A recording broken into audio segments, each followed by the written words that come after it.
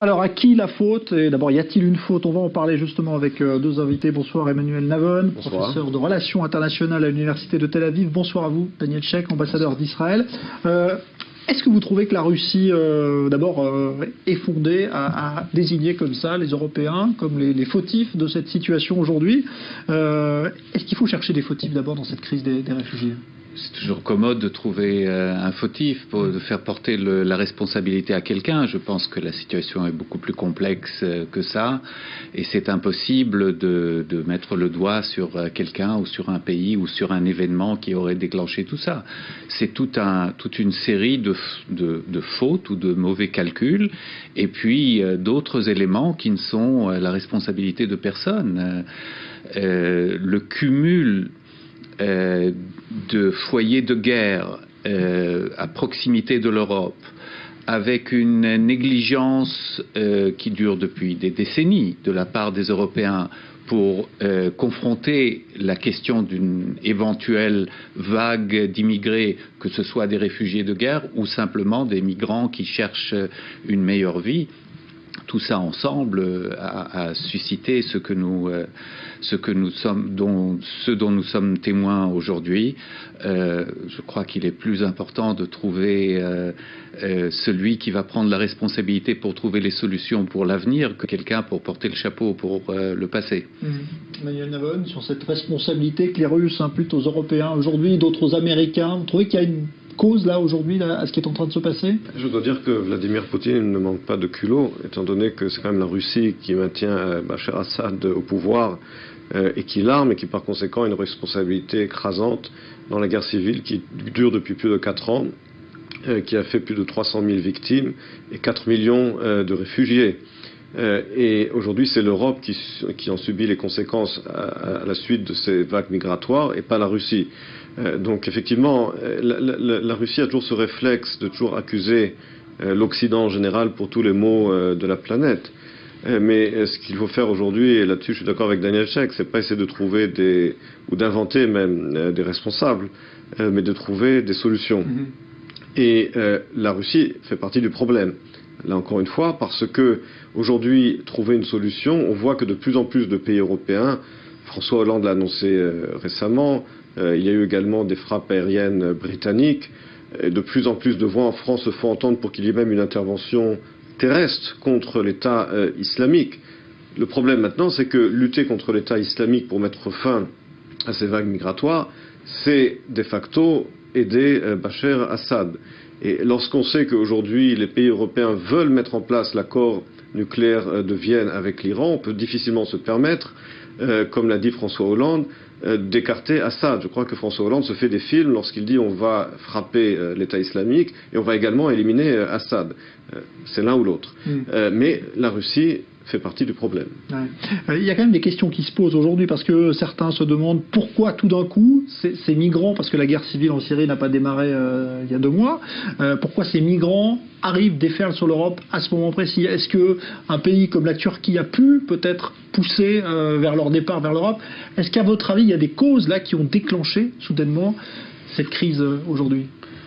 Il y a toujours un point de départ pour tout mouvement, mais il n'est pas forcément le résultat d'un événement spécifique. Ça peut être simplement l'aboutissement d'une pression qui grandit, comme l'a dit Emmanuel Navon. Il s'agit de 4 millions de personnes éparpillées sur plusieurs pays, et ça dure, et ça dure, et ça dure. Bon, des réfugiés, ils partent, ils s'installent dans des camps de réfugiés, ils se disent c'est une question de quelques semaines, de quelques mois, et puis ça se prolonge et ça se prolonge, et quelqu'un trouve une filière, et une fois que la filière est trouvée, le flot commence à prendre de l'ampleur, et ce qui était un goutte à goutte devient un déferlement. C'est tout à fait clair, puisque c'est du bouche à oreille, c'est quelqu'un qui s'installe dans une ville et qui invite sa famille et ses proches.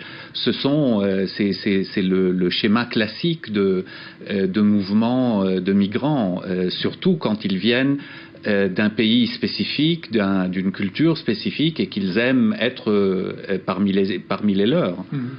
Emmanuel Navon, là-dessus? Il faut bien comprendre que beaucoup de réfugiés syriens sont en Turquie, qu'il devient de plus en plus évident qu'à terme, ils ne pourront pas y rester. Et qu'ils ne le souhaitent pas, d'ailleurs. En tout cas, qu'ils ne souhaitent pas non plus, entendu, revenir en Syrie. Non, non, certainement pas. Mais ce que je veux dire, c'est qu'ils cherchent mieux que la Turquie. C'est sûr. Et que de la même manière que la Turquie a joué un rôle plus qu'ambigu en servant de transit entre les djihadistes européens et l'Irak, elle joue aujourd'hui un rôle plus qu'ambigu également dans la façon dont elle laisse maintenant partir ces réfugiés syriens vers l'Europe. La Turquie qui est membre de l'OTAN, la Turquie qui a annoncé des élections anticipées et qui essaie je crois que Erdogan aujourd'hui essaie de renchérir la corde nationaliste justement pour obtenir une majorité qu'il n'a pas obtenue aux dernières élections. Donc tout cela ensemble fait qu'effectivement le vase a fini par craquer. Mais de toutes les manières, encore une fois, le fond du problème, la source du problème, encore une fois, c'est la guerre civile. En Syrie. Et les Européens ne pourront pas se contenter uniquement de trouver des solutions ad hoc pour les réfugiés. Il faudra également penser à la source du problème. Et là, on en revient effectivement à la question d'une éventuelle intervention militaire contre l'État islamique. Voilà, qui ne sont pas à l'ordre du jour quand même aujourd'hui. On voit bien que les Français, en tout cas, n'y sont pas favorables. François Hollande l'a dit clairement. Alors, autre question qui se pose, c'est les pays qui n'accueillent pas pour l'instant de réfugiés. Alors, certains ont dit pourquoi les pays du Golfe, par exemple, qui ont des économies qui semblent bien se porter, n'accueillent les réfugiés. Est-ce que vous pensez qu'ils ont une responsabilité là aussi, ou est-ce que géographiquement peut-être que ça posera un problème? Une chose est certaine, c'est qu'ils n'ont pas moins de responsabilités que les Européens. C'est-à-dire, on peut discuter, est-ce qu'ils ont plus simplement parce qu'il s'agit d'Arabes? Je ne pense pas que les accords internationaux sur l'accueil de réfugiés ne prennent pas compte de leur nationalité, de leur religion ou autre chose. Mais est-ce qu'ils ont moins de responsabilités? Certainement pas. Ils ont sans aucun doute la capacité d'en accueillir, de financer leur déplacement, leur accueil, etc. Et ce n'est pas la première fois qu'un manque de solidarité dans le monde arabe est assez flagrant. On peut, plus près de chez nous, parler de leurs grands mots par rapport aux Palestiniens comparé à une aide réelle qui est minimale. Et les Palestiniens sont les premiers à s'en plaindre. Ouais. Manuel Navod. C'est plus qu'un manque de solidarité, c'est du cynisme. Bien entendu, vous avez rappelé le problème des réfugiés palestiniens qui, depuis 4 générations, sont dans des camps, dans des pays avec lesquels il n'y a aucune différence de langue, de religion, d'ethnie, qui auraient dû et qui auraient pu être intégrés depuis longtemps. Or, ils sont maintenus cyniquement dans des camps pour laisser la plaie ouverte des réfugiés de 48. Que ce soit au Liban, en Syrie, ce qui reste de la Syrie, ou en Jordanie, ils n'ont pas les droits civiques de base des autres citoyens. Et on voit ce comportement de nouveau avec les réfugiés syriens, qui auraient plus de facilité de s'intégrer culturellement et professionnellement dans les pays arabes du Golfe ou autres qu'en Europe. Mais cela, ils ne le veulent pas. Et il y a là, effectivement, plus qu'un manque de solidarité, un véritable cynisme des pays arabes. Et je crois que l'Europe devrait le dire haut et fort, tout en intégrant, selon la politique d'ailleurs, qui est celle du droit international.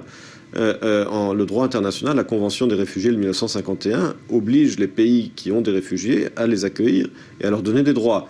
Ce sont les pays arabes qui n'acceptent pas qui n'appliquent pas cette convention. Donc les pays européens peuvent à la fois appliquer le droit humanitaire, mais parler haut et fort contre non seulement le manque de solidarité, mais l'hypocrisie et la cruauté des pays arabes. Bon, alors, il faut dire quand même que l'attrait pour les réfugiés syriens des pays du Golfe, par exemple, n'est pas énorme, parce qu'ils ont très mauvaise réputation en ce qui concerne les conditions de vie de tous ceux qui ne sont pas citoyens. Et il me semble assez clair que le commun des réfugiés syriens préférera aller à Munich qu'à Doha. C'est assez clair. Ouais, c'est d'ailleurs ce qui se passe visiblement. Alors, je voudrais qu'on parle aussi des États-Unis, parce que on a vu que le Canada, par exemple, s'apprêtait à accueillir au Québec plusieurs milliers de ces réfugiés. Les Américains, pour l'instant, très prudents, ils envisagent peut-être, mais c'est pas clair du tout. Pourquoi les Américains silencieux sur le problème de l'accueil justement de ces réfugiés, selon vous? Il ne faut pas oublier d'où viennent ces réfugiés. Il ne faut pas oublier qu'ils viennent du Proche-Orient. C'est un sujet sensible maintenant aux États-Unis, avec la lutte contre le terrorisme. On ne sait pas quels sont ceux qui étaient des anciens combattants de Daesh, de l'État islamique, qui ont peut-être quitté la menace terroriste aux États-Unis. Je crois que les États-Unis sont très conscients de ce problème.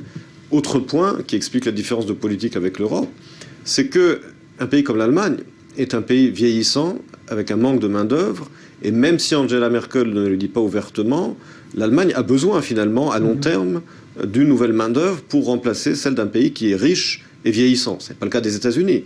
Les États-Unis sont un pays qui, lui, est jeune et qui n'a pas le problème de l'Allemagne. Au contraire, les États-Unis ont un problème d'immigration avec le Mexique, qui est un sujet extrêmement sensible dans les élections, en tout cas dans les élections primaires.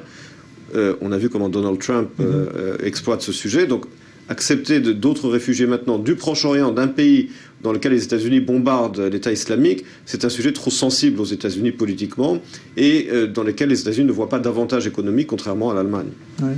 Je pense que c'est juste, et en plus, les Américains ont tendance de plus en plus de dire aux Européens, écoutez, au moins les problèmes qui se déroulent dans votre quartier, c'est à vous de trouver les solutions. Donc déjà, les interventions militaires, tout le monde se tourne vers les États-Unis.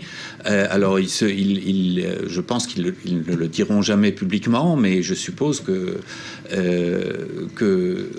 sous les radars, ils disent écoutez, c'est votre problème. Nous, on a, et d'ailleurs, c'est vrai qu'il y a un flot énorme d'immigration vers les États-Unis, et les États-Unis sont plutôt à l'aise avec cette question. Ça a toujours été une nation d'immigration, mais je pense qu'ils sont assez réticents par rapport à ce genre de flot, de nouvelles sources d'immigration, et en fait, je ne pense pas qu'ils en accueilleront. Bon, en tout cas, le problème est actuellement, c'est vrai, sur le territoire européen, avec des réactions très diverses. On l'a vu, la France, plus ambiguë, on va dire, hein, parce qu'on voit que si le gouvernement veut en accueillir, au niveau des collectivités locales, ça passe moins. Il y a un problème en France, à votre avis, justement lié à certains maires, par exemple, ont dit qu'ils voulaient bien accueillir des réfugiés chrétiens, mais pas d'autres. Ça pose plus de soucis en France qu'en Allemagne. Il y a une explication? Écoutez, d'abord, la France, économiquement, n'est pas l'Allemagne. La France a un chômage élevé, une croissance zéro, même négative. L'Allemagne, en revanche, a une croissance positive et un chômage faible. Donc l'Allemagne a des capacités économiques et même des besoins de main-d'œuvre, qu'on vient de le dire, que n'a pas la France. Donc on ne peut pas comparer. C'est vrai que l'Allemagne a plus de capacité à recevoir ces réfugiés que l'Allemagne. Et d'ailleurs, c'est la raison pour laquelle la plupart de ces réfugiés veulent avant tout arriver en Allemagne. Donc la Commission européenne a une politique qui est assez artificielle finalement de répartir ces réfugiés entre les pays européens, mais tous les pays européens n'ont pas la même capacité économique. Pour les gouvernements européens, être perçus par l'électorat comme accepter la politique de la Commission européenne, électoralement, ça n'est pas très bon, pour surtout les gouvernements qui ont des échéances électorales bientôt. Et puis, n'oubliez pas également les accords de Schengen qui font que ces quotas perdent leur signification quand on sait qu'une fois légalisés, eh bien, ces mêmes réfugiés peuvent passer librement d'un pays à l'autre. Donc, encore une fois, je dirais que cette politique de la Commission européenne n'est pas forcément la plus logique et ne prend pas forcément en compte les différences de capacité économique des différents pays de l'Union européenne. Vous êtes d'accord, Daniel Scheck, là-dessus? Oui, à la fin, c'est la loi du marché qui va gagner. Les réfugiés vont aller là où ils ont du travail, là où les conditions sociales sont les meilleures, là où ils ont peut-être déjà de la famille ou des voisins. Et c'est vrai que puisqu'il s'agit de l'espace Schengen, ils doivent se légaliser quelque part et puis après, ils vont choisir. Et il est clair que pour le moment, les pays comme l'Allemagne, comme certains pays scandinaves, ont le plus grand attrait simplement parce que les conditions économiques sont les plus favorables. Merci Daniel Scheck, merci Emmanuel Navon. Alors on parlait d'économie justement. Le ministre